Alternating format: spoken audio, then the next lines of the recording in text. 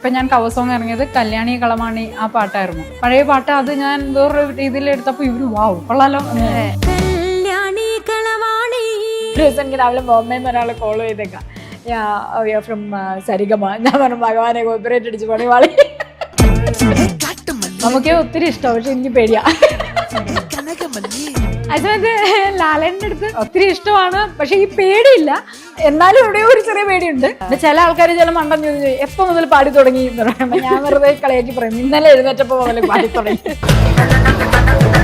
പാട്ട് പാടുന്ന നല്ല തൊണ്ട, വരയ്ക്കാൻ ഉള്ള കഴിവ്, അത് നമുക്ക് ജന്മനാ കിട്ടുന്നതാണ്. SPB സാർ പാട്ട് പഠിച്ചിട്ടില്ല എന്നാണ് അദ്ദേഹം തന്നെ പല ഇതിലും പറഞ്ഞിട്ടുണ്ട്. പക്ഷെ എന്താ സൗണ്ട് അല്ലേ, എത്രയോ പാട്ടുകൾ പാടി.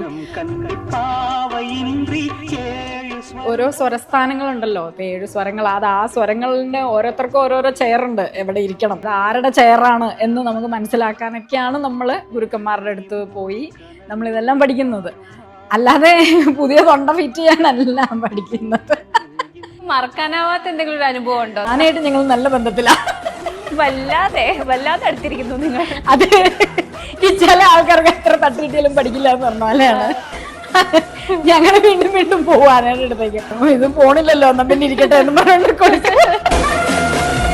അങ്ങനെ പല കാര്യങ്ങളും എൻ്റെ കാര്യത്തിൽ സംഭവിച്ചിട്ടുണ്ട്. ആദ്യമൊക്കെ എൻ്റെ ഇന്ന് സിനിമ പോകുമ്പോൾ ഞാൻ കരഞ്ഞിട്ടുണ്ട്, ഭയങ്കരമായിട്ട് കരഞ്ഞു. എന്നെ നമ്മൾ ഫിക്സ് ചെയ്തിട്ടുള്ള അവസാന നിമിഷത്തിൽ ഞാൻ മാറിപ്പോയിട്ടുണ്ട്. സൂസി ഇതൊക്കെ ഇത് എവിടെ നിർത്തുകൊണ്ട് വരുന്നത്? ഞാനൊരു നല്ല പാരന്റ് ആയിരിക്കില്ല എന്നുള്ളതിനെ പറ്റി എനിക്കൊരു ഉത്തമ ബോധ്യം ഉള്ളതുകൊണ്ടാണ് ഞാൻ കല്യാണം പോലും കഴിക്കാത്തത്. നമ്മൾ അൾട്ടിമേറ്റ്ലി ബിസി ആയിരിക്കുക എന്നുള്ളതാണ് ഈ ഫീൽഡിലത്തെ ഒരു മെയിൻ ഒരു ഘടകം എന്നുള്ളത് എൻ്റെ എക്സ്പീരിയൻസ് കൊണ്ട് ഞാൻ മനസ്സിലാക്കിയതാണ്. ഹായ്, ഇന്ന് എൻ്റെ കൂടെ ഉള്ളത് നമുക്ക് ഏറ്റവും പ്രിയപ്പെട്ട കൃഷ്ണപ്രഭയാണ്. ഹായ് ചേച്ചി. ഹലോ, നമസ്കാരം. Welcome to the show. Thank you. ചേച്ചിയോട് എപ്പോഴും ചോദിക്കണം, നേരിൽ കാണുവാണെങ്കിൽ ചോദിക്കണം എന്ന് ആഗ്രഹമുള്ളൊരു കാര്യമാണ്. 2008 ചേച്ചി മൂവിയിൽ വന്ന സമയത്ത് അത് ആക്ച്വലി വന്നത് പാട്ടിലൂടെയാണ്. പക്ഷേ 2023 വരെ, അല്ലെങ്കിൽ കൊറോണ സമയം, ആ സമയം വരെ കാത്തിരിക്കേണ്ടി വന്നു ചേച്ചി ഇത്രയും നല്ലൊരു സിംഗറാണെന്ന് മനസ്സിലാക്കാൻ. അപ്പോൾ ആക്ച്വലി ഈ അഭിനയത്തിൽ സജീവം ആയതുകൊണ്ടാണോ ഇത്രയും ഒരു ഗ്യാപ്പ് വന്നത്? പാട്ടിലേക്ക് എന്തെങ്കിലും ശ്രദ്ധ കുറഞ്ഞു പോയിട്ട് ഉണ്ടായിരുന്നു ആ സമയത്ത്? 2023 വരെ വേണ്ടി വന്നു മനസ്സിലാക്കാൻ എന്നുള്ളത്. ഞാൻ മനസ്സിലാക്കാനല്ല, പ്രേക്ഷകർ മനസ്സിലാക്കാനാണ്. അതായത് ഞാൻ എൻ്റെ കരിയർ സ്റ്റാർട്ട് ചെയ്യുന്നത് തന്നെ ഹരിശ്രീയിൽ പ്രൊഫഷണൽ ട്രൂപ്പുകളിൽ ഞാൻ വർക്ക് ചെയ്തു തുടങ്ങിയത്. ഞാൻ 9ാം ക്ലാസ്സിൽ പഠിക്കുമ്പോൾ ഗാനമേള ട്രൂപ്പിൽ ഹരിശ്രീ, എറണാകുളത്തുള്ള ഹരിശ്രീ, നമുക്ക് എപ്പോഴും ഹരിശ്രീ അശോകൻ എന്ന് പറയുമ്പോൾ മ്യൂക്രി ട്രൂപ്പാണ്, ഹരിശ്രീയെ പറ്റി അറിയുള്ളൂ. ഹരിശ്രീ ഗാനമേള ടീം ഉണ്ടായിരുന്നു. അപ്പം ഇപ്പോഴും ഉണ്ട് കേട്ടോ, ടീമുണ്ട്. അതിപ്പോൾ പല ഓണേഴ്സ് മാറി എന്നുള്ളതേ ഉള്ളൂ. അപ്പോൾ അതിൽ ഞാൻ 9ാം ക്ലാസ്സിൽ പഠിക്കുമ്പോൾ, 9ലും 10ലും പഠിക്കുമ്പോൾ ഞാൻ സിംഗറായിട്ടാണ് പ്രൊഫഷണൽ ട്രൂപ്പുകളിൽ ഞാൻ വർക്ക് ചെയ്ത് സ്റ്റാർട്ട് ചെയ്തത്. അതാണ് എൻ്റെ ഒരു പ്രൊഫഷണൽ ട്രൂപ്പിൽ വർക്ക് ചെയ്യുന്ന ആദ്യത്തെ എക്സ്പീരിയൻസ് എന്ന് പറയുന്നത്. ഞാൻ പല ടീമുകളിലും പാടി പോന്നിട്ടുണ്ട്. അത് ജനങ്ങളിലേക്ക് മീൻസ് ഇപ്പോഴല്ലേ സോഷ്യൽ മീഡിയയിൽ ഇപ്പം എന്ത് ചെയ്താലും നമ്മൾ വൈറലായിരിക്കും അല്ലേ? സോഷ്യൽ മീഡിയ ഇപ്പം എല്ലാവരും ഫോണിൽ ഇങ്ങനെ ജസ്റ്റ് നോക്കി അറിയാൻ പറ്റുന്ന ഒരു കാലഘട്ടമാണ്, പ്രത്യേകിച്ച് കൊറോണയ്ക്ക് ശേഷം എന്നും പറയാം. അപ്പോൾ അങ്ങനെ നമ്മളുടെ അമ്മ അസോസിയേഷന് വേണ്ടിയിട്ട് ഞാൻ മഴവിൽ മനോരമയ്ക്ക് വേണ്ടിയിട്ട് അന്ന് ഞങ്ങളുടെ ഒരു ഫീമെയിൽ ബാൻഡ് ഉണ്ടായിരുന്നു. അതിന് വേണ്ടിയിട്ട് ബാബുചേട്ടൻ അറിയാം ഞാൻ പാടുന്നുള്ളത്, സ്റ്റീഫൻ ചേട്ടൻ അറിയാം ഞാൻ പാടുന്നുള്ളൂ. കാരണം സ്റ്റീഫൻ ചേട്ടൻ്റെ കൂടെ പുറത്ത് ഞാൻ ഷോസ് ചെയ്യുന്നതാണ്, പാടാറുണ്ടായിരുന്നു. അങ്ങനെ കുറച്ച് ഷോസിനൊക്കെ ഞാൻ ചേട്ടനൊപ്പം വർക്ക് ചെയ്തിട്ടുണ്ട്. അപ്പോൾ അങ്ങനെ ഓക്കെ, നീ ഇപ്പോൾ ഇന്ന് ലഗിജാഗലെ പാടൂ എന്ന് പറഞ്ഞിട്ട് ഇടവേള ബാബുചേട്ടൻ്റെയും സ്റ്റീഫൻ ചേട്ടൻ്റെയും ഒരു ചോയ്സ് ആയിരുന്നു ലഗിജാഗലെ എന്നുള്ള ആ പാട്ട് ഞാൻ പാടാം എന്നുള്ളത്. ഞാൻ പാടിയ ആ പാട്ടാണ് ലഗിജാഗലയാണ് ഒരു പിടി വൈറലായത്. അതിനുശേഷം അപ്പം ഇവരിങ്ങനെ പാടുമായിരുന്നു. അപ്പോൾ എനിക്കതിൽ വല്ല അതിശയമൊന്നും തോന്നിയില്ല. അപ്പം ഞാനെന്നും ചെയ്തുകൊണ്ടിരിക്കുന്ന കാര്യമാണല്ലോ.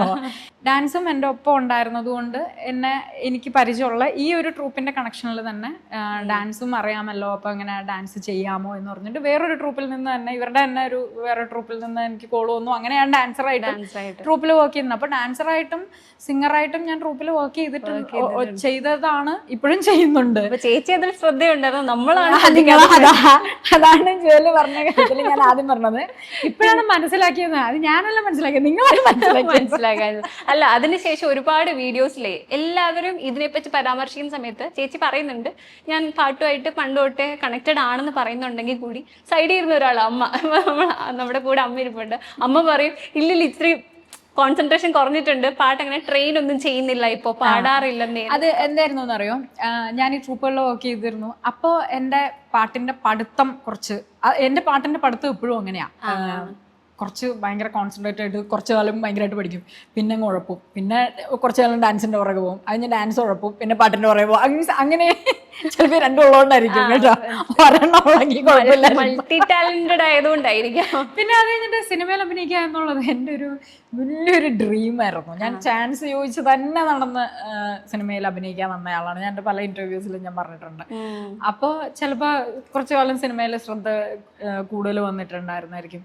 പിന്നെ സിനിമാ നടിമാരുടെ പ്രോഗ്രാം എന്തെങ്കിലും ഇപ്പോൾ നമ്മൾ ലൈവ് ഷോസ് പ്രോഗ്രാം എന്ന് പറയുമ്പോൾ പൊതുവെ ആൾക്കാർ ഈ ഒരു കാര്യത്തിൽ മാത്രമല്ല, ആൾക്കാർക്ക് പൊതുവെ പല കാര്യങ്ങളിലും ഒരു ചിന്ത ഒരു ഇങ്ങനെ സ്റ്റക്കായി നിൽപ്പുണ്ട്. അതായത് സിനിമാ നടിമാരുടെ പ്രോഗ്രാം എന്ന് പറയുമ്പോൾ ഡാൻസ് പ്രോഗ്രാം, സിനിമാർക്ക് ഡാൻസ് അല്ലേ കളിക്കുള്ളൂ, പാട്ട് പാടും, പാട്ടൊന്നും പാടില്ല, അങ്ങനെയുള്ള ഒരു ധാരണ. പാട്ട് പാടും അതിശയമായിട്ടാണ്. അപ്പൊ പാട്ട് പാടുന്ന സിനിമാ നടികൾ എന്ന് പറയുമ്പോൾ വിരലിലുണ്ടാവുന്ന കുറച്ചു പേരേ ഉള്ളൂ അതിന് നമുക്ക്. പിന്നെ തന്നെ അവരൊന്നും അങ്ങനെ പബ്ലിക് ഷോയിൽ ലൈവായിട്ട് പെർഫോമൻസ് ചെയ്യുന്നവരും വളരെ കുറവാണ്. അപ്പോൾ പൊതുവെ ആൾക്കാർക്കൊരു ധാരണയായി സിനിമാ നടിമാരെ ഡാൻസ് കളിക്കുള്ളൂ, പാട്ട് പാടൂല, അങ്ങനെ. അപ്പൊ അതിലിപ്പോ ഒരു ചേഞ്ച് കൊണ്ടുവന്ന ആള് രമ്യ അംബീഷൻ ഡാൻസും പാട്ടും ചെയ്യുന്നുണ്ട്, രമ്യ പാടുന്നുണ്ട്. അപ്പൊ ഞാൻ ഡാൻസ് ഷോസും പാട്ടിന്റെ ഷോസും ചെയ്യുന്നുണ്ട്. എനിക്ക് തോന്നുന്നു ഞങ്ങൾ രണ്ടുപേര് ആണെന്ന് തോന്നുന്നു ഇത്ര ലൈവായിട്ട് ഷോസ് കൂടുതൽ. രമ്യ ഇടയ്ക്ക് ഒരു പ്രാവശ്യം എൻ്റെ ഒരു പെർഫോമൻസ് കണ്ടിട്ട് എനിക്ക് മെസ്സേജ് അയച്ചിട്ടുണ്ടായിരുന്നു. സാധാരണ നടിമാർ തമ്മിൽ അങ്ങോട്ട് മീൻസ് നടിമാരെന്ന് തന്നെയല്ല, ഒരു ആർട്ടിസ്റ്റുകൾ വളരെ ജെനുവിൻ ആയിട്ടുള്ള ആൾക്കാർ മാത്രമേ ഉള്ളൂ. വേറൊരു ആർട്ടിസ്റ്റിന്റെ ഒരു നല്ലൊരു പെർഫോമൻസോ അങ്ങനെ എന്തെങ്കിലും കണ്ടാലും വിളിച്ചിട്ട് അയ്യോ ഞാൻ കണ്ടു കേട്ടോ നല്ല. അപ്പൊ ആ ഒരു കാര്യത്തിൽ എനിക്ക് രമ്യയോട് വളരെയധികം റെസ്പെക്ട് ഉള്ള ഒരാളാണ്. കാരണം ഞാൻ ഒരു പ്രാവശ്യം എൻ്റെ എന്തോ ഒരു പ്രോഗ്രാം ഇങ്ങനെ വാട്സാപ്പ് സ്റ്റാറ്റസ് ഇട്ടപ്പോൾ ഒരു ദിവസം രാവിലെ എന്നെ വിളിച്ചേക്കുക, എടാ നല്ല രസമുണ്ട് കേട്ടോ, ഞാൻ കണ്ടായിരുന്നു, എന്ത് രസമായിട്ടാണ് പാടുന്നത് എന്നൊക്കെ പറഞ്ഞിട്ട് തന്നെ. അപ്പൊ എനിക്ക് ഒരു നല്ലൊരു റെസ്പെക്ട് ആയിട്ട് തോന്നി. ഇവന്റെ ഇന്റർവ്യൂല് MG ശ്രീകുമാർ സാർ അപ്രീഷിയേറ്റ് ചെയ്യുന്നുണ്ട്, പാടണം, പാട്ട് എന്ന് പറഞ്ഞ സാറ് അതൊരു വലിയൊരു ബ്ലെസ്സിങ് ആയിട്ട് കാണാം. സാറിന്റെ ടീമിൽ ഇപ്പൊ ഞാൻ ഒരു സിംഗറായിട്ട് പാടുന്നുണ്ട് ഇവിടെ. ഇപ്പൊ അടുത്ത ന്യൂസിലൻഡ് ഷോയിൽ പോകുന്നുണ്ട്. അപ്പോൾ സാർ അങ്ങനെ പറയുന്നുണ്ട്, കൃഷ്ണ വിളിക്കണം, ഡാൻസും പാട്ടും ഒരുമിച്ചുണ്ടല്ലോ, പാട്ടിക്കൊണ്ട് ഡാൻസ് ചെയ്യും പറഞ്ഞിട്ടുണ്ട്, ഞാൻ വിളിക്കും. അതെ സാർ അന്ന് പാടുന്ന ഇട്ടപ്പോൾ സാർ പറഞ്ഞു ഞാൻ ഇത്രയും പ്രതീക്ഷിച്ചില്ല. സാധാരണ സിനിമാ നടിമാർ വന്ന് ഇങ്ങനെ മൂളിപ്പാട്ടൊക്കെ പാടി പോകുന്നതാണ് ഞാൻ വിചാരിച്ചത്, പക്ഷെ നന്നായി പാടുന്നുണ്ട് എന്ന് പറഞ്ഞിട്ട് സാർ ആ വാക്ക് പാലിച്ചു. ഞാൻ വിളിക്കും കേട്ടോ ഒന്ന് അന്ന് എൻ്റെ അടുത്ത് പറഞ്ഞു. സാർ ആ വാക്ക് പാലിച്ചു. ഇപ്പൊ നമ്മുടെ നാട്ടിൽ തന്നെ ഞാനിപ്പോ 3-4 ഷോ സാറിനൊപ്പം പാടി. അത് കഴിഞ്ഞപ്പോൾ സാറ് തന്നെ പറഞ്ഞിട്ട് പുറത്തേക്കുള്ള ഷോസിനൊക്കെ വിളിക്കുന്നത്. അപ്പൊ അങ്ങനെ വളരെ ചുരുക്കം ചില ആൾക്കാരാണ് നമ്മളുടെ ഒരു ഫീൽഡിൽ അങ്ങനെ കറക്റ്റായിട്ട് വാക്ക് പാലിച്ച് വിളിക്കുക അല്ലെങ്കിൽ അതിനെ അപ്രീഷിയേറ്റ് ചെയ്യുക എന്ന് പറയുന്നത്. ചില ആൾക്കാർ ചില മണ്ടൻ ചോദിച്ചു എപ്പോ മുതൽ പാടി തുടങ്ങി എന്ന് പറയുമ്പോൾ ഞാൻ വെറുതെ കളിയാക്കി പറയും, ഇന്നലെ എഴുന്നേറ്റപ്പോ മുതൽ പാടി തുടങ്ങി. പാട്ട് പാടുന്ന നല്ല തൊണ്ട, വരയ്ക്കാൻ ഉള്ള കഴിവ്, അത് നമുക്ക് ജന്മന കിട്ടുന്നതാണ്. നമ്മള് ഒരുപാട് പേരുടെ ഒരു ധാരണയുണ്ട് പാട്ട് പഠിച്ചാൽ പാടാം എന്നുള്ളത്. അങ്ങനെയാണെന്നുണ്ടെങ്കിൽ എല്ലാവരും യേശുദാസും MG ശ്രീകുമാറാവത്തിലെ പാട്ട് പഠിച്ചാൽ ജന്മവാസനയും കൂടെ ഉണ്ടാവും, ഒരിക്കലും നടക്കില്ല. പാട്ട് പഠിക്കാത്തവർക്ക് നല്ല തൊണ്ട, അതിന് ഉത്തമ ഉദാഹരണമാണ് SPB സാർ. പാട്ട് പഠിച്ചിട്ടില്ല എന്നാണ് അദ്ദേഹം തന്നെ പല ഇതിലും പറഞ്ഞിട്ടുണ്ട്. പക്ഷെ എന്താ സൗണ്ട് അല്ലേ, എത്രയോ പാട്ടുകൾ പാടി. ഓരോ സ്വരസ്ഥാനങ്ങളുണ്ടല്ലോ, ഇപ്പൊ 7 സ്വരങ്ങൾ, അത് ആ സ്വരങ്ങളിന് ഓരോരുത്തർക്കും ഓരോരോ ചെയറുണ്ട്, എവിടെ ഇരിക്കണം, ഇപ്പൊ സാ ഇവിടെ ഇരിക്കണം, രീ ഇവിടെ ഇരിക്കണം എന്നുള്ളതിന് അതിന്റെ സ്വരസ്ഥാനങ്ങളൊക്കെ പഠിക്കുക, അത് ആരുടെ ചെയറാണ് എന്ന് നമുക്ക് മനസ്സിലാക്കാനൊക്കെയാണ് നമ്മൾ ഗുരുക്കന്മാരുടെ അടുത്ത് പോയി നമ്മളിതെല്ലാം പഠിക്കുന്നത്. അല്ലാതെ പുതിയ തൊണ്ട ഫിറ്റ് ചെയ്യാനല്ല പഠിക്കുന്നത്. മനസ്സിലായി. ഇപ്പൊ ഈ പാട്ട് പഠിക്കുന്ന സമയത്തോ അല്ലെങ്കിൽ ട്രൂപ്പിൽ പാടുന്ന സമയത്തോ എപ്പോഴെങ്കിലും സ്വന്തമായിട്ടൊരു ബാൻഡ് ഉണ്ടാക്കും എന്ന് തോന്നിയിട്ടുണ്ടായിരുന്നു? ഇല്ല, അങ്ങനെ ഒട്ടും വിചാരിച്ചിരുന്നില്ല. ഞാനൊരു സ്റ്റേജ് ആർട്ടിസ്റ്റ് ആയതുകൊണ്ട് തന്നെ അങ്ങനെ ഒരു അഹങ്കാരമായിട്ട് പറയല്ല, എവിടെ പോയാലും എങ്ങനെയെങ്കിലുമൊക്കെ 4 കാലിന് വീണോളും സ്റ്റേജില്. ആങ്കറിങ്ങും അതിപ്പോ എനിക്ക് കൂടുതൽ എക്സ്പീരിയൻസ് കൂടുതൽ സ്റ്റേജിൽ നിന്ന് വന്നതുകൊണ്ട് ആ ഒരു ഇൻഹിബിഷൻ ഒക്കെ പണ്ടേ പോയതാ. ഒരു 3 വയസ്സ് മുതലേ ഞാൻ സ്റ്റേജിൽ കയറി തുടങ്ങിയതാണ്. അരങ്ങേറിയപ്പോൾ മുതൽ അന്ന് മുതൽ ഇപ്പോൾ വരെ ടച്ച് വുഡ് എപ്പോഴും അങ്ങനെ നിൽക്കാൻ സാധിക്കണം എന്നാണ്. സ്റ്റേജിൽ എപ്പോഴും ഞാൻ പ്രോഗ്രാംസ് ചെയ്യുന്നതാണ്. അപ്പോൾ അതുകൊണ്ട് എനിക്ക് അങ്ങനെ ക്രൗഡിന് അങ്ങനെ വലിയ പേടിയൊന്നുമില്ല. പക്ഷെ എന്ന് വെച്ചാൽ ഓരോ സ്റ്റേജ് കയറുന്നതിന് മുമ്പേ നല്ല ടെൻഷനുണ്ട് കേട്ടോ.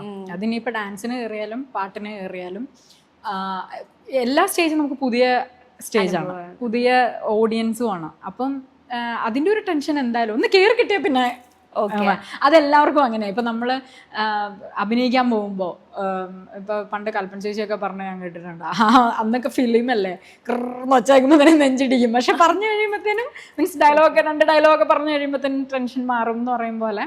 പക്ഷെ എന്തോ ദൈവാധീനം കൊണ്ട് എങ്ങനെ വീണാലും 4 കാലിൽ വീഴാൻ പറ്റാറുണ്ട്. ഇപ്പൊ റീസെന്റ് ആയിട്ട് കൃഷ്ണപ്രഭ മ്യൂസിക്കൽ ലൈവ് എന്നല്ലേ ബാൻഡിന്റെ പേര്? കൃഷ്ണപ്രഭ ലൈവ് എന്നാണ്. കൃഷ്ണപ്രഭ ലൈവിന്റെ ഒരു കവർ സോങ് നമ്മൾ കേട്ടിരുന്നു, കല്യാണി കളവാണി. അപ്പം ഈ കവർ സോങ്സ് ഒക്കെ സെലക്ട് ചെയ്യുക, ഇപ്പൊ സ്റ്റേജിൽ പാടുന്ന പാട്ടുകളൊക്കെ ചൂസ് ചെയ്യുക, അതിനൊക്കെ എന്തെങ്കിലും ക്രൈറ്റീരിയ ചേച്ചി വെക്കാറുണ്ടോ? നമ്മളൊരു പ്രോഗ്രാം ഇപ്പോൾ ആസ് എൻ ഓഡിയൻ ഇപ്പം നമ്മൾ കാണാൻ പോവുകയാണെന്നുണ്ടെങ്കിൽ ഒരു ആർട്ടിസ്റ്റ് അവിടെ പെർഫോം ചെയ്യുന്ന ആ ഒരു ഇപ്പോൾ ഡാൻസോ പാട്ടോ എന്താണേലും അത് നമുക്ക് കണക്റ്റ് ആവുന്നുണ്ടോ എന്ന് നോക്കണം, അല്ലെ? ഓഡിയൻസിന് കണക്റ്റ് ആവുന്നുണ്ടോ എന്ന് നോക്കണം. നമുക്കത് എൻഗേജിങ് ആണോ, വാവ് കൊള്ളാം. ഇപ്പോൾ സിനിമ കാണുന്നത് പോലെ തന്നെ നമുക്ക് നമ്മളെ എൻഗേജ് ചെയ്യിപ്പിക്കുന്നുണ്ടോ, നമുക്കത് ആസ്വദിക്കാൻ പറ്റുന്നുണ്ടോ, അതായത് ഓഡിയൻസിന് അത് ആസ്വദിക്കാൻ പറ്റുന്നുണ്ടോ, അപ്പോൾ അവരുടെ ഒരു വൈബ് അറിഞ്ഞ് ഒരു പൾസ് അറിഞ്ഞ് പെർഫോം ചെയ്യാന്ന് പറയും. ചിലപ്പോൾ ഇപ്പം ഞാൻ കവർ സോങ് ഇറങ്ങിയത് കല്യാണി കളമാണി ആ പാട്ടായിരുന്നു, പഴയ പാട്ട്. അത് ഞാൻ വേറൊരു രീതിയിൽ എടുത്തപ്പോൾ ഇവര് വാവ് കൊള്ളാലോ.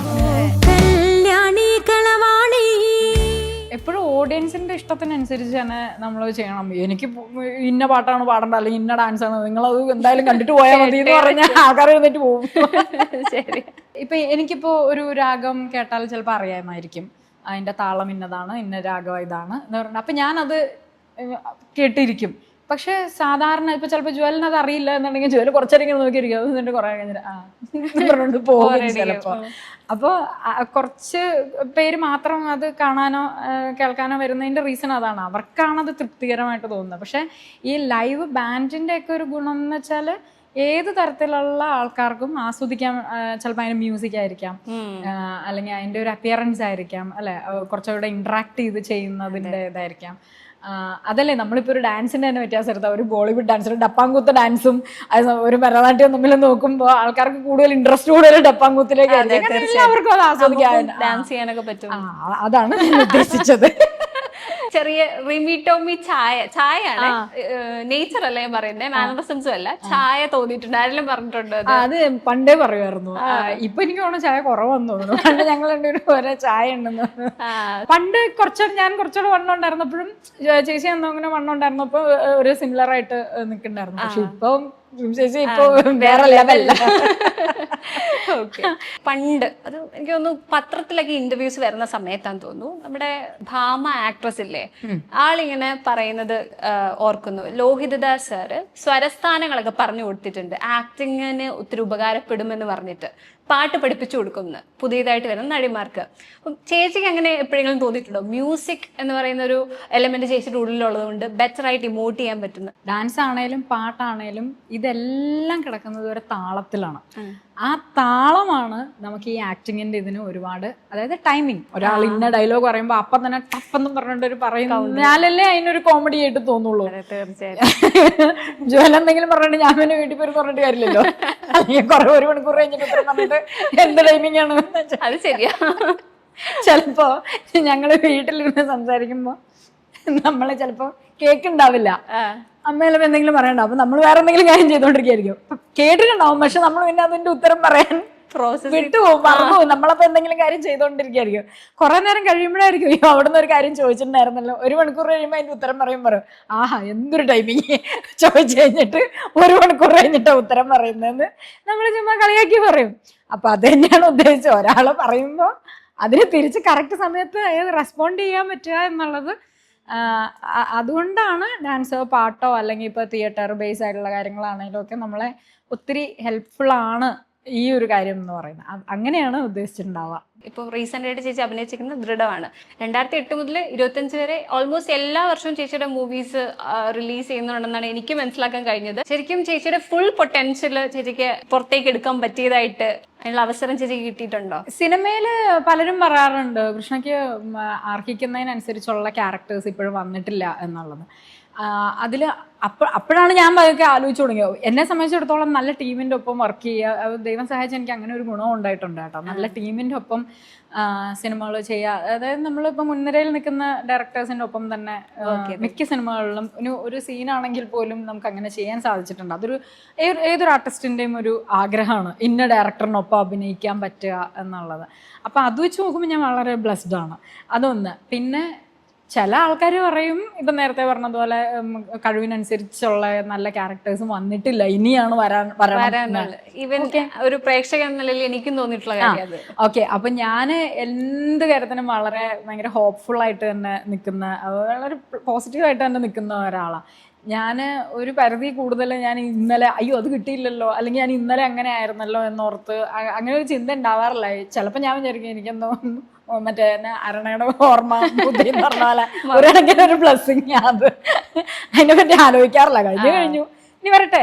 വരുമ്പോൾ ഞാൻ ഒത്തിരി ആഗ്രഹിക്കുന്നുണ്ട്. നമ്മൾ അൾട്ടിമേറ്റ്ലി ബിസി ആയിരിക്കുക എന്നുള്ളതാണ് ഈ ഫീൽഡിലത്തെ ഒരു മെയിൻ ഒരു ഘടകം എന്നുള്ളത് എൻ്റെ എക്സ്പീരിയൻസ് കൊണ്ട് ഞാൻ മനസ്സിലാക്കിയതാണ്. ചില ആൾക്കാർ ഒരു 5 വർഷം ഭയങ്കര തിരക്കായിരിക്കും, ഇപ്പോൾ ഭയങ്കര ലൈം ലൈറ്റിൽ കത്തി നിൽക്കുമായിരിക്കും, നിന്ന് തിരിയാൻ സമയമില്ലാത്ത പോലെ ബാക്ക് ടു ബാക്ക് സിനിമകൾ ചെയ്യാം, ഇനോഗ്രേഷൻസ് മാറ്റം മറിച്ചു ഇതൊരു ഭയങ്കര ഇതായിരിക്കും. പിന്നെ കുറച്ച് നേരം കഴിയുമ്പോൾ തന്നെ അവരിങ്ങനെ സ്ലോ ഡൗൺ ചെയ്ത് ചില ആൾക്കാരെ നമ്മൾ കാണുന്നേ ഉണ്ടാവില്ല. അങ്ങനെ ഒരുപാട് പേരുണ്ട്. ഇപ്പൊ പേരെടുത്ത് പറയേണ്ട ആവശ്യമില്ല, കുറെ എക്സാമ്പിൾസ് നമുക്കുണ്ട്. അപ്പോൾ അങ്ങനെ ഒരു ഭയങ്കര ഒരു ബൂമായിട്ട് ഇങ്ങനെ ഒരു 5 വർഷം കഴിഞ്ഞിട്ട് പിന്നെ പോയി ചിലവർ കല്യാണം കഴിച്ച് പോകുന്നതായിരിക്കാം. ലേഡി ഇപ്പോൾ ഫീമെയിൽ ആർട്ടിസ്റ്റുകളിൽ കൂടുതൽ നായികമാരാണേലും നടിമാരുടെ കാര്യം പറയുകയാണെങ്കിൽ ചിലപ്പോൾ കല്യാണം കഴിച്ച് കുടുംബമൊക്കെ ആയിട്ട് പോകുന്നവരായിരിക്കാം. ചിലപ്പോൾ ഈ പറഞ്ഞ പോലെ ചാൻസുകൾ വളരെ കുറവായതുകൊണ്ട് തന്നെ അവർ ചിലപ്പോൾ പോകുന്നതായിരിക്കാം. അപ്പം അത് വെച്ച് നോക്കുമ്പോൾ ഞാനിപ്പോൾ ഏകദേശം എൻ്റെ സ്റ്റേജിൻ്റെ ഒരു സമയം മുതലെടുത്ത് നോക്കിയാൽ ഞാനൊരു 20-25 വർഷം സ്റ്റേജ് മുതലാണ് ഞാൻ കണക്കാക്കുന്നത്. എൻ്റെ 9ാം ക്ലാസ് മുതൽ ഞാൻ കണക്കാക്കുന്നുണ്ട്. ഒരു 20-25 വർഷമായിട്ട് ഞാൻ ഇവിടെ തന്നെ ഉണ്ട്. അതൊരു വലിയ ബ്ലെസ്സിങ് ആണ്. ഒരു വർഷം ഇപ്പം നമുക്ക് സിനിമ ഇല്ലായിരുന്നു എന്ന് വെച്ചോ, അപ്പം ഞാനൊരു സപ്പോർട്ടിങ് ആക്ടർ ആയതുകൊണ്ട് തന്നെ എനിക്ക് ചാനലിൽ എൻ്റെ സീരിയൽ ചെയ്യാം, അല്ലെങ്കിൽ ഏതെങ്കിലും ആങ്കറിങ് ഷോ ചെയ്യാം. ഇനി ഡാൻസറും സിംഗറും ആയതുകൊണ്ട് പാട്ടുപാടി ജീവിക്കാം, ഡാൻസ് കളിച്ച് ജീവിക്കാം. ഒരു ആർട്ടിസ്റ്റ് എന്ന് പറയുന്നത് ഒരിക്കലും ഇരിക്കാതെ വർക്ക് ചെയ്യുക, മീൻസ് എപ്പോഴും ബിസി ആയിരിക്കുക. അല്ലാതെ നമുക്കിപ്പോൾ നല്ല ക്യാരക്ടർ കിട്ടിയില്ല, ഒരു സിനിമയിൽ ഇന്നത് കിട്ടിയില്ല എന്ന് പരിഭവം പറഞ്ഞുകൊണ്ടിരുന്നാൽ നമ്മൾ ഫുൾ ഡസ്പാവുള്ളൂ. ആദ്യമൊക്കെ എൻ്റെ ഇന്ന് സിനിമ പോകുമ്പോൾ ഞാൻ കരഞ്ഞിട്ടുണ്ട്, ഭയങ്കരമായിട്ട് കരഞ്ഞു. എന്നെ നമ്മൾ ഫിക്സ് ചെയ്തിട്ടുള്ള അവസാന നിമിഷത്തിൽ ഞാൻ മാറിപ്പോയിട്ടുണ്ട് സിനിമയിൽ നിന്നൊക്കെ. നമ്മൾ കണ്ടിട്ടുള്ള പല ഹിറ്റ് സിനിമകളിലുള്ള ക്യാരക്ടേഴ്സിലൊക്കെ അങ്ങനെ മാറിപ്പോയിട്ടുണ്ട്. ഒരാഴ്ചയൊക്കെ നിർത്താണ്ട് എന്ന് കരഞ്ഞിട്ടുണ്ട്. അപ്പോൾ അത് പിന്നെ എനിക്ക് മനസ്സിലായി, വരാനുള്ളത് നമുക്ക് തന്നെ വരും. അത് കറങ്ങി തിരിഞ്ഞ് വന്നിട്ടുമുണ്ട്. ഞാനിപ്പോൾ നിങ്ങളിപ്പോൾ എന്നെ കണ്ടിട്ടുള്ള പല സിനിമകളിലെ ക്യാരക്ടേഴ്സ് ചിലതൊന്നും ഞാൻ ചെയ്യേണ്ട ക്യാരക്ടേഴ്സേ അല്ല, ചിലപ്പോൾ പറഞ്ഞിട്ട് ചിലപ്പോൾ മാറിപ്പോയതായിരിക്കും, പക്ഷേ അത് ചിലപ്പോൾ കറങ്ങി തിരിഞ്ഞ് വീണ്ടും തിരിച്ച് എൻ്റെ ഇതിലേക്ക് വന്നിട്ടുമുണ്ട്. അപ്പം എനിക്ക് മനസ്സിലായി, ഇതിപ്പോൾ പറയുന്ന കറക്റ്റാണ്, നമുക്കുള്ളത് നമുക്ക് തന്നെ വരും എന്നുള്ളത്. എന്നെ സംബന്ധിച്ചിടത്തോളം ഒരു ദിവസം പോയി കിട്ടാൻ ഒരു പാടുമില്ല. രാവിലെ ഇരുന്നേക്കുക, ഒരു 2 പാട്ട് പ്രാക്ടീസ് ചെയ്യുക, വൈകുന്നേരമായിട്ടുണ്ടാവും, നല്ലോണം ഒന്ന് പഠിച്ചാൽ ഒന്ന് ഉച്ചയായിട്ടുണ്ടാവും, അത് കഴിഞ്ഞ് ഉച്ച കഴിഞ്ഞ് വൈകുന്നേരം വരെ അടുത്തൊരു പാട്ട് പ്രാക്ടീസ് ചെയ്യുക, അല്ലെങ്കിൽ ഡാൻസ് പ്രാക്ടീസ് ചെയ്യുക. സമയം പോയി, സമയം പോവുക എന്നുള്ളതാണ്. അതല്ലേ ഇപ്പൊ ഉള്ള ആൾക്കാർക്ക് ഒരു മെയിൻ പ്രശ്നം എന്താണെന്ന് വെച്ചാൽ ഇപ്പൊ ആൾക്കാർ എപ്പോഴും പറയുന്നേക്കാം ഭയങ്കര ഓവർ തിങ്കിങ് ആണ്, ഭയങ്കര ഡിപ്രഷൻ വരുന്നു എന്നൊക്കെ പറഞ്ഞിട്ടൊക്കെ എന്തൊക്കെ കുറെ പുതിയ വേർഡ്സ് ഒക്കെ വരുന്നുണ്ടല്ലോ, മൂഡ് സ്വിങ്സ് എന്നൊക്കെ പറഞ്ഞിട്ട്. ഞങ്ങൾ ചുമ്മാ കളിയാക്കി പറയൂ, പണ്ടത്തെ വട്ട് തന്നെ, പക്ഷെ ഇപ്പൊ ഡിപ്രഷൻ പുതിയ പേരിട്ടത് മാത്രം. അതൊക്കെ വരാൻ കാരണം എന്താ അറിയോ, ഈ പണിയൊന്നും ഇല്ലാത്തോണ്ടാ. എപ്പോഴും മനുഷ്യൻ ബിസി ആയിരുന്ന കുറെ കാര്യങ്ങൾക്കൊക്കെ പരിഹാരം ഉണ്ടാവും. പിന്നെ എന്താ അറിയോ, നമ്മൾ ക്ഷമയോടുകൂടി കുറെ കാലം നിൽക്കുമ്പോ ദൈവം തന്നെ വിചാരിക്കും ഇത് പോണില്ലല്ലോ എന്നാ പിന്നെ ഇരിക്കട്ടെ എന്ന് പറഞ്ഞു. അങ്ങനെ പല കാര്യങ്ങളും എന്റെ കാര്യത്തിൽ സംഭവിച്ചിട്ടുണ്ട്. പലവരുടെ ഞാൻ ശ്രദ്ധിച്ചിട്ടുണ്ട്, ഒരു കാര്യത്തിന് ഇറങ്ങും, എന്നിട്ട് അതിന് എന്തെങ്കിലും കിട്ടിയില്ലാന്ന് പറയുമ്പോൾ ഇവര് തിരിഞ്ഞോടും തന്നെ ഒക്കളെ ഓടുന്നു. അവര് ഉടനെ വേറെ സ്ഥലത്തേക്ക് പോകും, വേറെ എന്തെങ്കിലും കാര്യമായിട്ട് പോകും. ഇത് എനിക്ക് പോകാൻ ഇടവും ഇല്ല. ചേച്ചിക്ക് ഇത്രയും അധികം പോസിറ്റീവ് ആറ്റിറ്റ്യൂഡ് ഉണ്ട്, അതുപോലെ എല്ലാത്തിനോടും ഒരു നെവർ ഗിവ് അപ്പ് ആറ്റിറ്റ്യൂഡ് ഉണ്ട്. മാത്രമല്ല ചേച്ചിയുടെ വീഡിയോസ് കാണുമ്പോൾ നമുക്കറിയാം അമ്മയായിട്ട് ഭയങ്കര ഒരു ട്രൂ ബോണ്ടിങ്ങും ഉണ്ട്. അതൊക്കെ എനിക്ക് തോന്നുന്നു ഒരു നല്ല പാരന്റിങ്ങിന്റെ റിസൾട്ട് ആണെന്ന്. ചേച്ചിക്ക് കിട്ടിയ പാരന്റിങ്ങിനെ പറ്റി പറയുകയാണെങ്കിൽ എന്തായിരിക്കും പറയാനുള്ളത്? നല്ല ക്വസ്റ്റ്യൻ ആട്ടോ. എന്ന് വെച്ചാൽ കുറേ പേര് പറഞ്ഞിട്ടുമുണ്ട്. അത് ഞാൻ വലിയൊരു പ്രൗഡായിട്ട് ഞാൻ എപ്പോഴും കൊണ്ട് നടക്കുന്ന ഒരു കാര്യം കൂടെയാണ്. നമ്മൾ ഇപ്പം ഞാനായിട്ട് പരിചയമുള്ളവരാരും ഒരു മോശം ഒരു പെരുമാറ്റം കൊള്ളൂല അങ്ങനെ വരരുതേ എന്ന്, അങ്ങനെ ഒരാൾ പറയരുതേ എന്ന് ഞാൻ എപ്പോഴും ആഗ്രഹിക്കാറുണ്ട്. ഒരാളുടെ അടുത്ത് സംസാരിക്കുമ്പോഴാണെങ്കിലും എനിക്കെപ്പോഴും ചിരിയാ. അമ്മയാണേലും അതെ, ഞങ്ങളെപ്പോഴും ചിരിച്ചു തന്നെ എപ്പോഴും എന്ന്. അപ്പോൾ ഒരുപാട് പേര് പറഞ്ഞിട്ടുണ്ട്, നമ്മുടെ ഫീൽഡിലുള്ള പല സീനിയർ ആർട്ടിസ്റ്റുകളും പറഞ്ഞിട്ടുണ്ട്, കൊള്ളാം, നിന്നെ വളർത്തിയവരിലാണ് എനിക്ക് ഇഷ്ടം എന്ന് പറഞ്ഞിട്ട് അമ്മേനെ എപ്പോഴും എല്ലാവരും പറയും. കാരണം നല്ല പാരന്റിങ് എന്ന് പറയുന്നത് തന്നെയാണ് നമ്മൾ പിള്ളേർക്ക് കിട്ടുന്ന ഏറ്റവും വലിയൊരു ബ്ലെസ്സിങ് എന്ന് പറയുന്നത്. പിന്നെ കുറച്ചുള്ളത് നമ്മുടെ ടീച്ചേഴ്സിൻ്റെ അടുത്ത് നിന്ന്, കുറച്ചൊന്നല്ല കുറച്ചധികം നമ്മളുടെ ടീച്ചേഴ്സിൻ്റെ അടുത്ത് നിന്ന്, സ്കൂളിലെ സാഹചര്യങ്ങൾ. അപ്പം അങ്ങനെ നോക്കുമ്പം നമ്മൾ എന്തെങ്കിലും ഒരു തെറ്റ് ചെയ്യുമ്പോൾ അത് അങ്ങനെ ചെയ്യരുത്, അതിങ്ങനെയാണ്. പിന്നെ നമ്മളെ ഫ്രീഡത്തോട് കൂടിയിട്ട് നമ്മുടെ ഇഷ്ടത്തിനനുസരിച്ച് വിടുക എന്നുള്ളത്. ഇപ്പം ഞാൻ ഈ പ്രൊഫഷണൽ ട്രൂപ്പുകളിൽ വർക്ക് ചെയ്ത കാര്യം പറഞ്ഞല്ലോ, ആ സമയത്ത് ഭയങ്കര എതിർപ്പുണ്ടായിരുന്നു. കാരണം എൻ്റെ മറ്റ് കസിൻസ് റിലേറ്റീവ്സ് ഒക്കെ വളരെ പ്രൊഫഷണൽ ആയിട്ടുള്ള ഇപ്പോൾ എഞ്ചിനീയറിംഗ് പോലെയുള്ള കോഴ്സുകൾക്കൊക്കെയാണ് പോയിട്ടുണ്ടായിരുന്നത്. പക്ഷെ ഞാനെടുത്തത് ഭരതനാട്യമാണ്. ആദ്യ കാലഘട്ടത്തിലൊക്കെ കുറച്ച് എതിർപ്പുകളുണ്ടായിരുന്നു. എന്തിനാണ് ഇങ്ങനെ ഈ ഒരു പ്രൊഫഷനിലേക്കൊക്കെ വിടുന്നത്, എന്തിനാ? ഞാൻ വലിയ കുഴപ്പമില്ലാണ്ട് പഠിക്കുന്ന ഒരു സ്റ്റുഡൻറ്റും ആയിരുന്നു. അപ്പോൾ പിന്നെ ഇത്ര മാർക്കുള്ള ഒരു കൊച്ചിന് എന്തിനാണ് ഇങ്ങനത്തെ ട്രൂപ്പിൽ പാടാനും ട്രൂപ്പിൽ ഡാൻസ് ചെയ്യാനും ഒക്കെ? അപ്പം അങ്ങനെ നിൽക്കുന്ന ഒരു സമയത്ത് കുറേ എതിർപ്പുകളൊക്കെ ഉണ്ടായിട്ടും ഇല്ല, അത് എനിക്കിതാണ് ഇഷ്ടം എന്നുണ്ടെങ്കിൽ അത് ചെയ്തോട്ടെ എന്ന് പറഞ്ഞുകൊണ്ട് 100%. അത് ഞാൻ 8th പഠിക്കുമ്പോൾ എൻ്റെ അച്ഛൻ മരിച്ചതാണ്. അച്ഛൻ HMT എഞ്ചിനീയർ ആയിരുന്നു. അപ്പം അമ്മ തന്നെയാണ് ഫുൾ ഉത്തരവാദിത്വം ഇടുന്നത്. അപ്പം എന്നെ ഇങ്ങനത്തെ ഒരു പ്രൊഫഷനിലേക്ക് വിടുമ്പോൾ അറിയാം, നമുക്ക് ഊഹിക്കാൻ പറ്റുന്നതാണല്ലോ എത്രത്തോളം എതിർപ്പുകൾ ഉണ്ടാവും, അതിനൊക്കെ എങ്ങനെ ഫേസ് ചെയ്യണം എന്നുള്ളതൊക്കെ.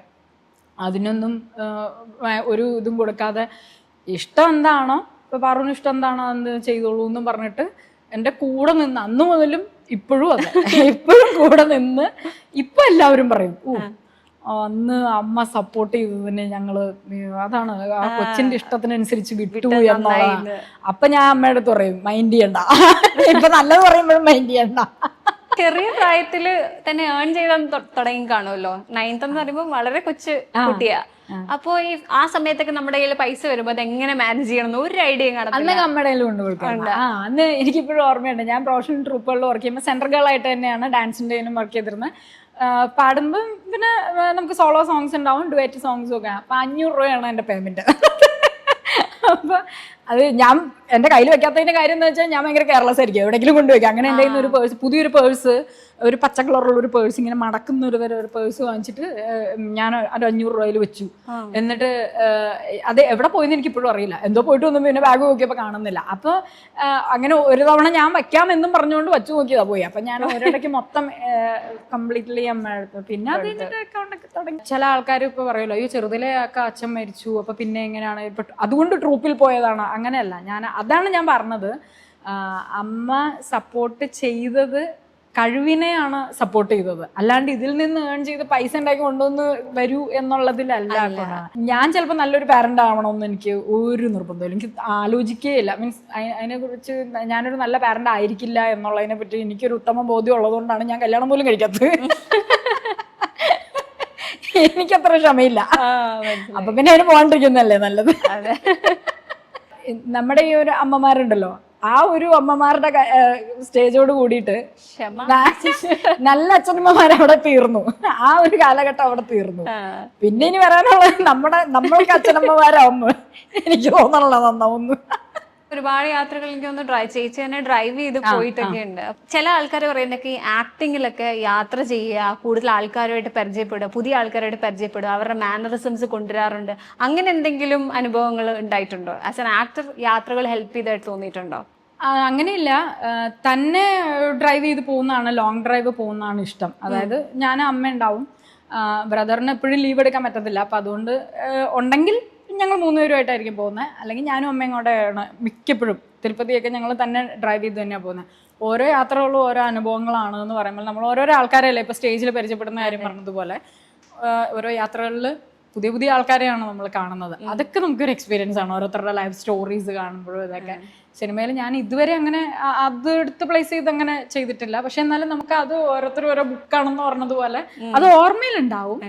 പിന്നെ തന്നെ ഡ്രൈവ് ചെയ്ത് പോകണം എന്ന് പറയുന്നതിന്റെ മെയിൻ ഒരു കാര്യം എന്ന് വെച്ചാൽ ഞാനും അമ്മ ഒത്തിരി സംസാരിക്കും. ഒരുപാട് വർത്താനം പറയുന്ന ആൾക്കാരാണ്. വെറുതെ ഒരു റോഡിൽ കണ്ടാലും അതിനെപ്പറ്റി എന്തെങ്കിലുമൊക്കെ കാര്യം പറഞ്ഞാൽ അതിനെ പറ്റി ഉപമിച്ച് ചിരിക്കുക. അപ്പൊ പെട്ടെന്ന് ഒരാൾ ഒരു ഡ്രൈവറോ അല്ലെങ്കിൽ വേറൊരാളോ കൂടെ ഉണ്ടെന്നുണ്ടെങ്കിൽ അവർക്ക് ചിലപ്പോൾ അത് കമ്മ്യൂണിക്കേറ്റ് ചെയ്യാൻ പറ്റണമെന്നില്ല. ഒരു ശരിക്കും മട്ടണമെന്നിരിക്കും. ലോകത്തുള്ള എല്ലാ കാര്യവും പറയും. അപ്പൊ നമ്മൾ പറയുന്നത് എന്തിനാ വേറെ ആൾ കേൾക്കുന്നത്? നമ്മൾ കേട്ട പോലെ ഞങ്ങളെപ്പോഴും പറയും. ഞാനൊന്നും ഇങ്ങോട്ട് ഭയങ്കര പരദൂഷണമൊക്കെ ആയിരിക്കും, പക്ഷെ പുറത്തേക്ക് പോവില്ല. ഞങ്ങൾ രണ്ടുപേരിൽ തന്നെ നിൽക്കും. നിങ്ങൾക്ക് മറക്കാനാവാത്ത എന്തെങ്കിലും ഒരു അനുഭവം ഉണ്ടോ? പോകുമ്പോ ഞങ്ങൾക്ക് ഇങ്ങനെ കാട്ടിലേക്കൊക്കെ കയറി പോവാൻ വലിയ ഇഷ്ടം. ഒറ്റയ്ക്കോ? ഞങ്ങൾ പോവാറുണ്ട്. അപ്പൊ അന്നൊരു പ്രാവശ്യം ബ്രദറും ഒക്കെ ഉണ്ടായിരുന്നു. ഞങ്ങൾ പോയിട്ട് ആനയുടെ മുമ്പിൽ ചാടി. മിക്കപ്പോഴും അതെ, എപ്പോഴും ആനയുടെ മുമ്പിലൊക്കെ പോയി ചാടും. അപ്പൊ ഒരു പ്രാവശ്യം അന്ന് ജീവനോടെ പോരാൻ പറ്റുമെന്ന് വിചാരിച്ചല്ല. ചുള്ളിക്കൊമ്പൻ എന്ന് പറഞ്ഞിട്ട് നമ്മള് മസനഗുഡി റൂട്ടിൽ, അവിടെയാണ് ഏറ്റവും ഡേഞ്ചർ ആനകൾ ഉണ്ടാവുക. മസനഗുഡി റൂട്ടിൽ ഉണ്ടാവും. വെളുപ്പിനെ ഒരു പ്രാവശ്യം പോയി ചെക്ക് പോസ്റ്റിന്റെ അവിടെ പോയി നിന്നു. കുറച്ച് നോക്കുമ്പോ എല്ലാവരും ഓടുക. അപ്പൊ ഈ ആന ചാലുണ്ട്, ഇതിങ്ങനെ നടന്നു വരും, കാട്ടിലേക്ക് കയറുന്നത് ആന ചാല് വഴി. ഈ ചാലിന്റെ അവിടെ ഞങ്ങൾ വണ്ടി ഇട്ടിരുന്നേ. ഈ സാധനം വന്ന് എല്ലാവരും പറഞ്ഞു, അയ്യോ ഇവരെ എന്തെങ്കിലും ചെയ്യുമായിരിക്കും. ഞങ്ങൾ അവിടെ ചെറിയൊരു ചായക്കട പോലെ ഉണ്ടായിരുന്നു. അപ്പൊ അവിടുന്ന് ആ ചേട്ടൻ പറഞ്ഞു, നിങ്ങൾ വണ്ടി തുറന്ന് ഇറങ്ങണ്ട, വണ്ടി തന്നെ ഇരുന്നോ എന്ന്. എന്തോ ഞങ്ങളുടെ എന്തോ പ്രാർത്ഥനയുടെ എന്തോ ആണ്. ഈ ആനച്ചാലിന് അതിന്റെ തൊട്ടപ്പുറത്ത് വേറൊരു വഴിയുണ്ട്, അത് അതിലങ്ങ് കയറിപ്പോയി. അപ്പൊ അത് കാരണം നമുക്കൊന്നും പറ്റിയൊന്നുമില്ല. പക്ഷെ അതൊരു വലിയ അനുഭവമായിരുന്നു, കാരണം ഞങ്ങൾ തീർന്നു എന്ന് വിചാരിച്ചതാണ്. ഇതേപോലെ വേറൊരു ഇൻസിഡന്റ് ഉണ്ടായിട്ടില്ല. അത് പക്ഷെ യാത്രക്കേടല്ലോ തോന്നുന്നു. അത് ഉത്സവം കാണാൻ പോയപ്പോഴല്ലേ ആനയായിട്ട് ഞങ്ങൾ നല്ല ബന്ധത്തിലാണ്. വല്ലാതെ അടുത്തിരിക്കുന്നു നിങ്ങൾ. അത് ഈ ചില ആൾക്കാർക്ക് എത്ര തട്ടുകിട്ടിയാലും പഠിക്കില്ല എന്ന് പറഞ്ഞ പോലെയാണ്. ഞങ്ങള് വീണ്ടും വീണ്ടും പോകും ആനയുടെ അടുത്തേക്ക്. പക്ഷെ അതിഷ്ടമാണ്, ആനയും കാടും ഒക്കെ വലിയ ഇഷ്ടമാണ്. ട്രാവൽ പോകുന്ന സമയത്ത് എന്തെങ്കിലും യാത്ര ആയിക്കോട്ടെ, ഏറ്റവും കൂടുതൽ കേൾക്കാൻ ആഗ്രഹിക്കുന്ന പാട്ട് ഏതാ? അത് നമുക്ക് വേണ്ടി പാടാവോ? അങ്ങനെയില്ല, ഓരോ സമയത്ത് ഓരോരോ പാട്ടുകളായിരിക്കും കേൾക്കുക. കൂടുതൽ അടിച്ചുപൊളി പാട്ടുകൾ കേട്ടിട്ടായിരിക്കും ഡ്രൈവ് ചെയ്യുന്നത്. ആസ് യൂഷ്വൽ ഞാൻ പറയുന്നത് അനിരുദ്ധിന്റെ ഒക്കെ പാട്ടൊക്കെ കേട്ടിട്ടൊക്കെ ആയിരിക്കും പോകുന്നുണ്ടാവുക. പിന്നെ ചില സമയത്ത് ഭയങ്കര മെലോഡിയസ് ആയിട്ടുള്ള പാട്ടുകൾ കേട്ട് പോകാൻ ഇഷ്ടമാണ്. ചില സമയത്ത് ഞാൻ ശങ്കരൻ നമ്പൂരി സാറിൻ്റെ ഒക്കെ വലിയൊരു ഫാനാണ്. പിന്നെ ശ്രീവത്സൻ ജമേനോൻ സാറിൻ്റെ. അപ്പോൾ അങ്ങനത്തെ ക്ലാസിക്കൽ ഇതായിട്ടുള്ളതും കേട്ടിട്ട് പോവാറുണ്ട്. അത് ഡിപ്പെൻസ്, ഓരോ മൂഡിനനുസരിച്ചിരിക്കും. പാട്ടിന്റെ കാര്യത്തിൽ നിങ്ങൾ തമ്മിൽ അടി ഉണ്ടാവാറുണ്ടോ? അമ്മയും മോളും തമ്മിൽ? ഇല്ലില്ല, അങ്ങനെയില്ല. അമ്മ അനിരുദ്ധിന്റെ ഭയങ്കര ഫാനാണ്. അനിരുദ്ധിന്റെ ഭയങ്കര ഫാനാണ്. രജനീകാന്ത്, വിജയ്, ബാലയ്യ ഒക്കെ അമ്മയുടെ മെയിൻ ആൾക്കാരാണ്. ബാലയുടെ കാര്യം എനിക്കറിയാം. അപ്പൊ അമ്മയ്ക്ക് എപ്പോഴും ഭയങ്കര കളർഫുൾ ആയിരിക്കണം. നമ്മളിപ്പോ ത്രില്ലർ സിനിമ കണ്ടാലും ഡാർക്ക് സിനിമകളൊന്നും ഇഷ്ടമല്ല. എന്തിനാണ് ഇങ്ങനത്തെ സിനിമകൾ കാണുന്നത് എന്ന് പറയും. അനിരുദ്ധിന്റെ പാട്ട് ഇപ്പൊ എനിക്ക് പാടാൻ പറ്റത്തില്ലല്ലോ. അതേതാ ഇപ്പൊ ഞാൻ മറ്റേ കൂലിയിലെ പാട്ടൊക്കെ ഇരുന്ന് പാടേണ്ടി വരും. എന്നാ വേറൊരു പാട്ട്. പകലൊളി മായുമ്പോൾ കുളിരല മൂടുമ്പോൾ ഇരുളു വീഴും വഴിയിൽ നീ തനിയെ പോകുമ്പോൾ വിങ്ങുമീ രാത്രി തൻ നൊമ്പരം മാറ്റുവാൻ അങ്ങകലെ നിന്നു മിന്നും നീ പുണർന്നൊരേ താരകം മനസ്സിൻ മടിയിലെ മാൻതളിരിൽ മയങ്ങൂ മണിക്കുരുന്നേ കനവായി മിഴികളിൽ തഴുകാം ഞാൻ ഉറങ്ങൂ നീ ഉറങ്ങൂ.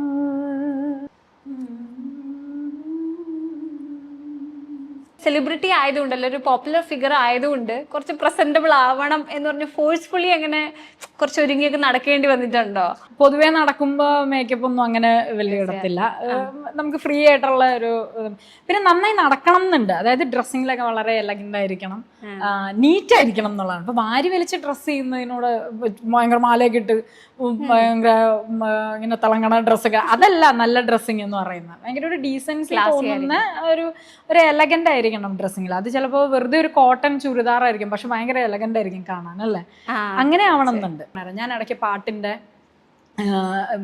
റീല് ഞാൻ വെറുതെ പാടിയിട്ടുള്ളതും ഒക്കെ ഇടാറുണ്ട്, ഡാൻസിൻ്റെയും ഇടാറുണ്ടല്ലോ. അപ്പം ഈ അടുത്ത് ഞാൻ കുറച്ച് ചീപ്പ് കമൻ്റാണ് പറയുന്നതുകൊണ്ടൊന്നും വിചാരിക്കരുത്, ഒരാൾ ഇട്ടതാണ്. അപ്പം ഞാൻ വലിയ അർത്ഥത്തിന് താളം അടിച്ച് പാടുകയാണ്. എൻ്റെ ഇൻസ്റ്റയിൽ ഇപ്പോഴും കിടപ്പുണ്ട്. താളം അടിച്ച് പാടുകയാണ്. അതിന് ഒത്തിരി റീച്ച് ഇതുണ്ട്. കീർത്തനം, മോഹനൻ്റെ അകത്തിലുള്ള ഒരു കീർത്തനം പാടുകയാണ്. മിശ്രച്ചാപ്പ താളം ഞാനിതെല്ലാം പറഞ്ഞു കൊടുത്ത് ഞാൻ പാടുകയാണ്. അപ്പോൾ ഫേക്ക് അക്കൗണ്ടാണ്, പക്ഷെ ഒരു പെണ്ണിൻ്റെതാണ്. കൈ ഇട്ടുമ്പോൾ അപ്പം നമ്മൾ നോർമലി ഒരു പാട്ടിൻ്റെ വീഡിയോ ആണ് ഉണ്ടെങ്കിൽ ജുവൽ എന്താണ് ശ്രദ്ധിക്കുക? പാട്ട് നല്ല പാട്ട് അല്ലേ? ഞാൻ അങ്ങനെയാണ് ശ്രദ്ധിക്കാതെ. ഇവര് വന്നിട്ടിരിക്കാൻ ഇവരുടെ ഡ്രസ്സിങ് ശരിയല്ലല്ലോ, ഇവർ ഇന്നർ ഇട്ടിട്ടില്ലെന്ന് തോന്നുന്നു. അപ്പൊ ഞാൻ എന്താ പറയേണ്ടത്? ഞാൻ പറഞ്ഞ കുറച്ച് ചീപ്പായിട്ടുള്ള ഒരു കാര്യമാണ് പറയുന്നത്. അപ്പോ മനുഷ്യരുടെ ഒരു മനോഭാവം ഞാൻ ചിന്തിക്കുകയാണ്. അയാൾ എന്ത് തൊഴിൽ ചെയ്യുന്നു ആ തൊഴിലിനെ അല്ല ആൾക്കാർ ചിന്തിക്കാൻ, കോൺസെൻട്രേറ്റ് ചെയ്യാൻ വിചാരിക്കുന്നത്, മീൻസ് ചിന്തിക്കുന്നത്. ഇവരുടെ നിലവാരത്തിനനുസരിച്ച് ഇവര് വേറെ എന്തൊക്കെയോ ആണ് നോക്കുന്നത്. പിന്നെ ഞാൻ വീട്ടിൽ പ്രാക്ടീസ് ചെയ്യുമ്പോൾ ഇട്ടിരുന്ന ഡ്രസ്സും കൂടിയാണ്. അപ്പോൾ ഒരിക്കലും ഞാൻ വീട്ടിൽ കാഞ്ചീപുരം സാരി ഒന്നും എടുത്തിട്ട് ഇരിക്കാറില്ല. ഞാൻ കുറച്ച് ഫ്രീ ആയിട്ടിരിക്കുന്ന ആളാണ്. ഞാനിങ്ങനെ നോർമലി അവരോട് മീൻസ് പറയുന്ന പോലെ പറഞ്ഞു, നിങ്ങളെല്ലാ ഡ്രസ്സും ഇട്ടോ, എന്നിട്ട് ഈ കീർത്തനം ഇതേപോലെ തന്നെ പാടി അയക്കിയിരിക്കും, അല്ലാതെ എനിക്ക് വേറൊരു ഉത്തരവില്ല. എല്ലാ ഇന്നറും ഡ്രസ്സും കാഞ്ചീപുരം സാരിയോ എന്ത് വേണേലും ഇട്ടോ, പക്ഷെ ഈ കീർത്തനം ഇന്ന താളത്തില് ഇന്ന രാഗത്തില് ഈ കീർത്തനം ഇതേപോലെ തന്നെ തെറ്റാതെ നിങ്ങൾ എനിക്ക് അയക്കും. ആവശ്യമില്ലാത്ത എന്ത് കമന്റ് ഇട്ടാലും ഒരു പരിധി വരെ, കാരണം ഇതിന്റെ അപ്പുറം കമന്റുകൾ ഞാൻ എൻ്റെ ഡാൻസ് റീൽസിന്റെ ഇടയിലൊക്കെ ഞാൻ കണ്ടിട്ടുണ്ട്. അങ്ങനെ നിർത്തി പോകാനാണെങ്കിൽ അന്നേ പോയാനെ, ഇനി പോകത്തൊന്നുമില്ല. എനിക്ക് എഴുതിയാണോ തന്നെ കൈയൊടിയുന്നല്ലാണ്ട് പോവില്ല. ചേച്ചി പൊതുവെ ഇങ്ങനെ കാര്യങ്ങളോട് പ്രതികരിക്കുന്ന നേച്ചറുള്ള ആളാണ്. ചേച്ചിയുടെ ഫേസ്ബുക്കിലെ പോസ്റ്റുകൾ കണ്ടാലും സ്റ്റോറീസ് കണ്ടാലും നമുക്ക് ആ ഒരു ഫീലാണ് കിട്ടുന്നത്. ആ ഉള്ള കാര്യം ജെനുവിനായിട്ട് തന്നെ പറയും. പതപ്പീരില്ല. അതുകൊണ്ട് നഷ്ടങ്ങളും ഉണ്ടായിട്ടുണ്ടോ? ഉണ്ടായിരിക്കും, ഞാൻ നോക്കാറില്ല. ഞാനതൊന്നും അറിയുന്നില്ലല്ലോ. നേരത്തെ പറഞ്ഞ പോലെ ഹരണയുടെ ഓർമ്മയാ, അല്ലെന്ന ഒന്നിന്റെ ഓർമ്മയാന്ന് പറഞ്ഞാല്. ഒരു ഡയറക്ടറിന് നോക്കുകയാണെന്നുണ്ടെങ്കിൽ എത്രത്തോളം വളച്ചൊടിക്കാൻ പറ്റുന്ന, ഐ മീൻ വളച്ചൊടിക്കാൻ ഇൻ ദ സെൻസ് മോൾഡ് ചെയ്യാൻ പറ്റുന്ന ഒരു ആക്ട്രസ് ആണ് കൃഷ്ണപ്രഭ. വളച്ചൊടിക്കാൻ അന്നാ ഞാൻ പിന്നെ ഡിസ്ക്രൈബ് ചെയ്തത്. അതെ അതെ, അല്ല ഡയറക്ടേഴ്സ് ആക്ടർ എന്ന് പറയുന്നത് തന്നെയാണ് എനിക്കിഷ്ടം. എല്ലാ ആർട്ടിസ്റ്റുകൾക്കും അങ്ങനെ തന്നെയായിരിക്കും. പിന്നെ തന്നെയല്ല, ക്യാപ്റ്റൻ ഓഫ് ദി ഷിപ്പ് എന്ന് പറയുന്ന ഡയറക്ടർ തന്നെയാണ്. ആ ഡയറക്ടറുടെ മനസ്സിലായിരിക്കും ഒരു സിനിമ ഉണ്ടാവുക, ഒരു ക്യാരക്ടർ ഉണ്ടാവുക. അവര് പറയുന്നത് നമ്മൾ ചെയ്യുക എന്നുള്ളതാണ് ഒരു ആർട്ടിസ്റ്റ് വൈസ് നമ്മളെ കൊണ്ട് ചെയ്യാൻ പറ്റുന്ന കാര്യം. അത് അദ്ദേഹം പറയുന്ന കാര്യം ഒരു പക്ഷേ അതിലും ഭംഗിയായിട്ട് ഒരു പൊടിക്ക് ചെയ്ത് കൊടുക്കാൻ പറ്റണേ എന്നെപ്പോഴും പ്രാർത്ഥിക്കാറുണ്ട്.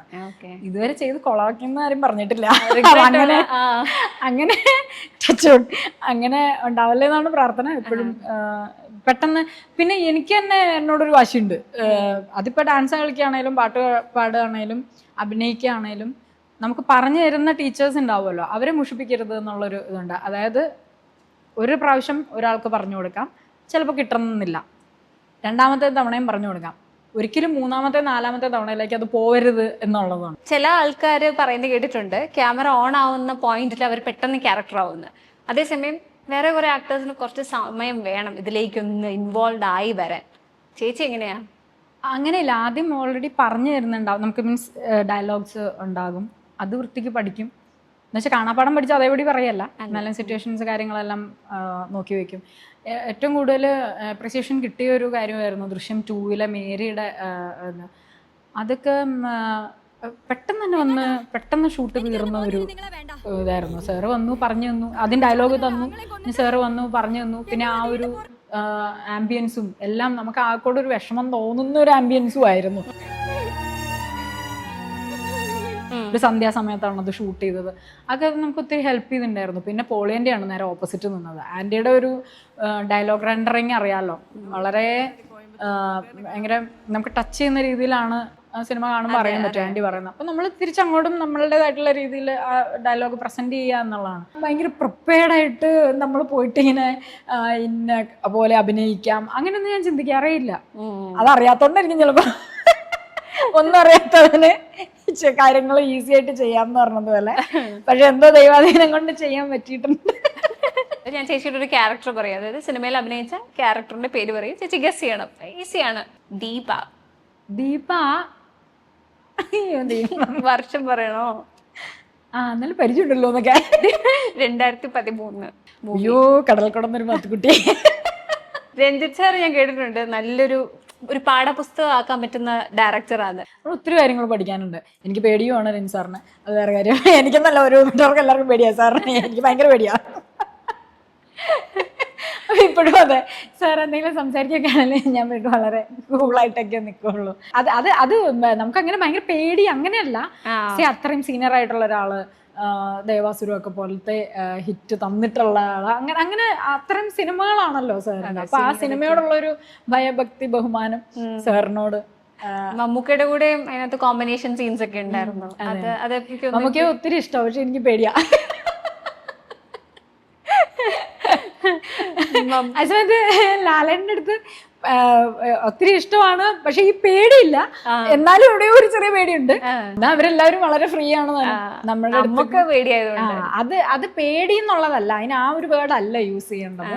അവര് ചെയ്തിട്ടുള്ള സിനിമകള്, ആ ക്യാരക്ടേഴ്സും ഇതും അവരത്രയും ഇതായിട്ട് നിൽക്കുന്ന ഒരു ഭയങ്കര നമ്മൾ അത്രയും ആരാധിക്കുന്നവരുടെ അടുത്ത് നമുക്കൊരു ഭയഭക്തി ബഹുമാനം എന്ന് തന്നെ പറഞ്ഞ അതോടുകൂടിയുള്ള ഒരു ചെറിയൊരു പേടി ഉണ്ടല്ലോ. അതാണ് ഞാൻ പറഞ്ഞത്, അല്ലാണ്ട് കാണുമ്പോൾ അയ്യോ എന്നൊരു പേടിയല്ല പറഞ്ഞത്. സൂസി. ഇതൊക്കെ ഇത് എവിടെ നിന്നെടുത്തോണ്ട് വരുന്നത്? 2013 ഹോട്ടൽ കാലിഫോർണിയ. അനുപേട്ടന്റെ സ്ക്രിപ്റ്റ്. അതെ, ആ മൂവിയിൽ വർക്ക് ചെയ്ത ഒരു എക്സ്പീരിയൻസ് എങ്ങനെ? അത് ഞാൻ ഈ അടുത്ത് എനിക്ക് ഇന്നാൾ ആരൊക്കെയോ റീൽ എടുത്ത് വന്നിട്ടുണ്ടായിരുന്നു. ജോജു ചേട്ടനും ഞാനും കൊണ്ട് ചക്ക വെട്ടുന്ന സീനിന്റെ ഇതൊക്കെ ആയിട്ട്. ഇങ്ങനെയാണോ ചക്ക വെട്ടുന്നത്? അനുപേൺ അങ്ങനെ ബാക്ക് ടു ബാക്ക് സിനിമകൾ എഴുതിക്കൊണ്ടിരുന്ന ഒരു സമയമായിരുന്നു. അപ്പൊ ഇപ്പൊ ഈ ജീതു സാറിന്റെ ഒക്കെ ഫാമിലിയിൽ ഉണ്ടായിരുന്ന പോലെയാണ് ഞങ്ങൾ കുറച്ചുപേര് അനുപേന്റെ എഴുത്തിന്റെ ടീമിലുണ്ടായിരുന്നവരാണ്. എപ്പോഴും അനുപേന്റെ സ്ഥിരം ക്യാരക്ടേഴ്സിൽ നമ്മളെ ഉൾപ്പെടുത്താൻ ആഗ്രഹിക്കുന്ന കുറച്ച് പേരിൽ ഒരാളായിരുന്നു അനുപേണ്ണും ഒക്കെ. ശ്രദ്ധ. അത് ഷീ ടാക്സിയോ. അതായത് കൃഷ്ണപ്രഭ എന്ന് പറയുന്ന ആക്ട്രസിനെ നമ്മൾ കണ്ടു വന്ന ഒരു ശൈലിയുണ്ട്, ഡ്രസ്സിങ്ങിലായാലും അതിൽ നിന്ന് പെട്ടെന്ന് വ്യത്യാസം വന്നൊരു ക്യാരക്ടറാണ്. ബോയ്ക്കെട്ട് വെക്കാമെന്ന് ഞാനാണ് സൈച്ചന്റെ അടുത്ത് പറഞ്ഞിട്ടുണ്ടായിരുന്നത്. ഒരു ഇങ്ങനത്തെ ഒരു ക്യാരക്ടറാണെന്ന് പറഞ്ഞപ്പോ എന്തെങ്കിലും സജഷൻസ് ഉണ്ടെങ്കിൽ പറയാമെന്ന് പറഞ്ഞു. അപ്പൊ സൈച്ചന്റെ അടുത്ത് ഞാൻ പറഞ്ഞു, ചേട്ടാ ഇങ്ങനെ ഒരു ലുക്ക് കൊടുത്താലോ എന്ന് പറഞ്ഞിട്ട് ബോയ്ക്കെട്ട് കൊള്ളാം, നല്ല ഓപ്ഷനാ എന്ന് പറഞ്ഞിട്ട് അങ്ങനെ വയ്ക്കുക ചെയ്തേ. എന്റെ one of my personal favourite character ഒരാളാണ് സുധ എന്ന് പറയുന്നത്. അതൊക്കെ എഴുതി വെച്ചിട്ടുണ്ടായിരുന്നു.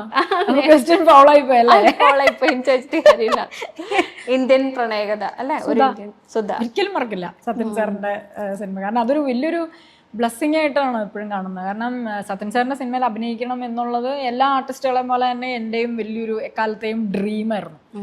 അപ്പോൾ ഞാൻ സാറിനെ പോയി കണ്ടിട്ടൊക്കെ ഉണ്ട് അന്തിക്കാട് വീട്ടിലൊക്കെ പണ്ട്. പക്ഷെ എത്രയോ വർഷങ്ങൾ കഴിഞ്ഞിട്ടാണ് ഇന്ത്യൻ പ്രണയതയിലേക്ക് ഒരു കോൾ വന്നപ്പോൾ എനിക്ക് വിശ്വസിക്കാൻ പറ്റില്ല. എന്നെ തന്നെയാണോ വിളിച്ചത്? അഗൈൻ ഗെറ്റിംഗ് ബാക്ക് ടു നമ്മുടെ മ്യൂസിക് ബാൻഡ്. ഇപ്പം ബാൻഡുകളെല്ലാം സ്വന്തമായിട്ട് മ്യൂസിക് ഇറക്കുന്ന ഒരു സമയവും കൂടെയാണ്.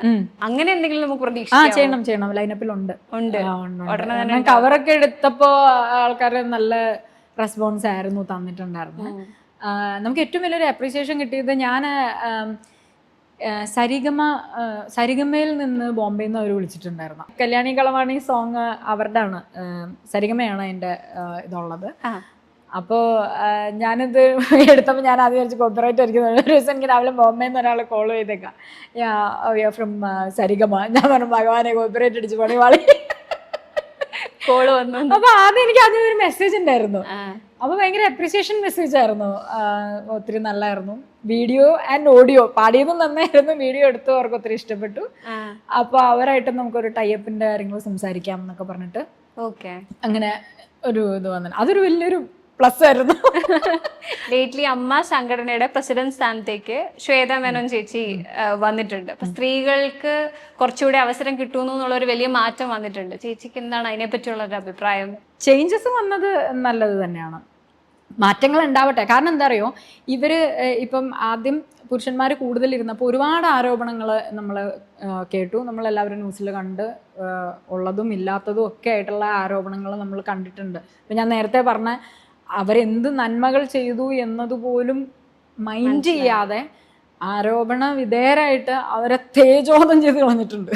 സിനിമയിൽ നല്ല ക്യാരക്ടേഴ്സ് ചെയ്ത് നമ്മൾ അത്രത്തോളം ആസ്വദിച്ച നടന്മാരെയും നടിമാരും ഒക്കെ നമ്മൾ തേജോധം ചെയ്ത് ഇവരൊന്നിനും കൊള്ളില്ലാത്തവരെന്നുള്ള രീതിയിൽ പോലും ആക്കി കളഞ്ഞിട്ടുണ്ട്. അതൊന്നും ശരിയല്ല. ശ്വേതശേഷി പ്രസിഡന്റായിട്ട് വന്ന പാനലിൽ എല്ലാ മെമ്പേഴ്സിനും വീട്ടിലേക്ക് ഓണ കിറ്റൊക്കെ കൊടുത്തിട്ടുണ്ടായിരുന്നു. അതൊക്കെ ഒരു നല്ല കാര്യമാണ്. കാരണം പണ്ട് ആൾക്കാർക്കൊരു പൊതുവെ ഒരു സംസാരം ഉണ്ടായിരുന്നു, സിനിമയിലേക്കൊക്കെ ഇറങ്ങുമ്പോൾ, അല്ലെങ്കിൽ സിനിമയാണെങ്കിലും നാടകമാണെങ്കിലും എന്താണെങ്കിലും ഇതിലേക്ക് ഇറങ്ങുമ്പോൾ എന്ത് ഗ്യാരണ്ടി ഇരിക്കണു ഇതിൻ്റെ അകത്തേക്ക്, ഒരു ഗവൺമെൻറ് ജോലി ആണെങ്കിൽ പെൻഷൻ കിട്ടും, അല്ലെങ്കിൽ ഈ പറഞ്ഞ പോലെ കിറ്റ് കിട്ടും, വീട്ടിൽ വരും എന്നൊക്കെ പറയണ്ടേ.